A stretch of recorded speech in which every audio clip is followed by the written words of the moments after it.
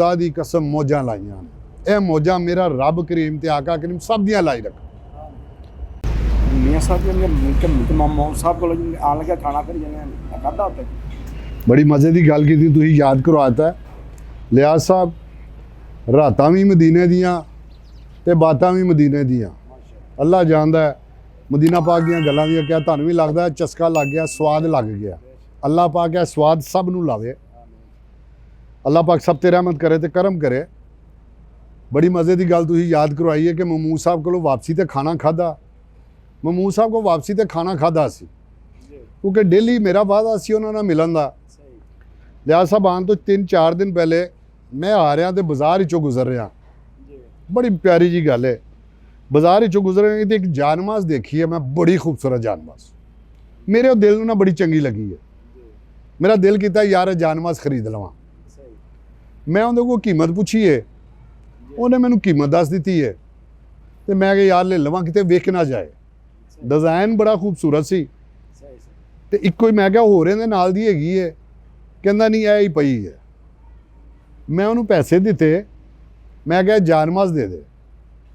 पैसे हाली फड़ान लगा तो दिल ख्याल आया रहन दे, हाली 4-5 दिन है ने ते हाली रहन दे, जान गया खरीद लई। पैसे वापस ले लैने तो चला गया वहाँ।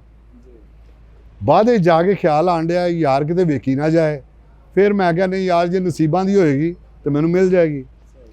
लिहाज साहब दूसरे दिन फिर ऐसे तरह ही होया, फिर आया वहाँ फिर खरीदन लगा, फिर नहीं खरीदी। तीसरे दिन फिर ऐसे तरह ही होया, जानमाज़ पई है, दिल नूं चंगी भी बड़ी लगती है पई तो खरीद भी नहीं रहा। हुणे खरीद लवांगा, कल खरीद लवां, करदिया चौथा दिन ज़ाहिर है वो आखिरी रात गुजारनी सी मदीना पाक विच। ते मैं कहा यार ते दोपहर का खाना भी खाना सी महमूद साहब कोलों। मैं उस दुकान कोलों लंघिया वेख के ते यह कि यार हुण कल तो वापसी का सफ़र है तो यह जानमाज़ जिहड़ी है ना यह ले लै, ऐ ना होवे विक जाए, तेरे दिल नूं एडी चंगी लगी है तो इहनूं ले लै। फिर कहण दिया या चलो यार खाना खा के ना तो फिर लवांगे। मैं चला गया वहाँ। हुण दोपहर नूं खाना सी, सुबह 10 बजे का टाइम सी, खाना 2 बजे सी। मैं चला गया वहाँ। उस बाद बाबा जी का ये वेट करना सी कि बाबा जी आएंगे तो खाना इकट्ठे खावांगे। अल्लाह जानदा है मेरे आका करीम सल्लल्लाहु अलैहि वसल्लम दियां क्या शाना, मेरे रब करीम दियां क्या शाना, क्योंकि मेरा रब भी करीम है, मेरे आका भी करीम है, दोनों करीम ने। दोनों करीमां ने खुदा दी कसम मौजां लाइयां ने। यह मौजां मेरा रब करीम ते आका करीम सब दियां लाई रख।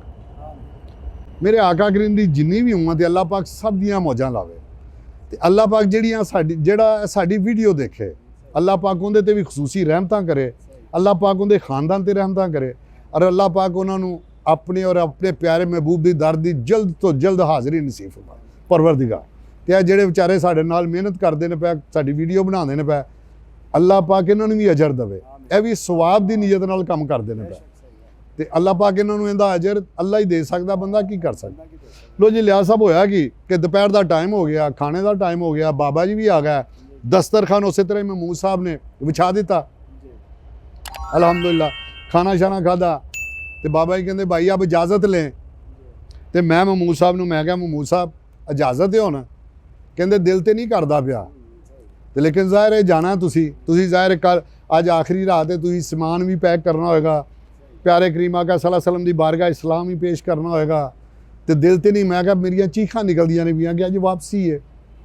दुआ करना महमूद साहब तुसी इत्थे जे, मेरे प्यारे करीम आका ने तुहानूं इत्थे रखिया तो तुसी दुआ करनी कि आका करीम फिर बुला लैन। वो कहते मैं इंशाअल्लाह जिन्नी देर मैं तुहाडे वास्ते दुआ इंशाअल्लाह करता रहांगा।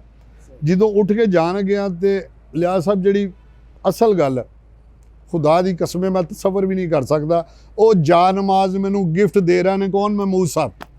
जिहड़ी जानमाज़ मैं 3 दिन तो नहीं खरीद रहा, अज लेना वा कल लेना, विक ना जाए। जिस वक्त मैं वेखी जानमाज़ तो मेरी ते अखां चों आंसू आ गया कि करीम आका किड्डे मेहरबान जे, किड्डे मेहरबान जे, मेरा रब किड्डा करीम है कि जो दिल ही सोच रहे 3-4 दिन तो वही गिफ्ट मैनू उन्होंने दे दिता। उन्होंने कहा लो जी मियाँ साहब मेरे वालों छोटा जिन्हें एक दिया जे, छोटा जिन्हें एक तोहफा जे कबूल करना। मेरी अखां चों आंसू सन, उन्होंने को इजाज़त लई, उन्होंने शुक्रिया अदा किया। बड़े ही प्यार वाले लोग ਤੇ ਅੱਲਾਹ ਪਾਕ ਸਭ ਨੂੰ ਸਲਾਮਤ ਰੱਖੇ। ਮੇਰੇ ਆਕਾ ਕਰੀਮ ਦੀ ਸਾਰੀ ਉਮਤ ਤੇ ਰਹਿਮਤ ਕਰੇ ਤੇ ਕਰਮ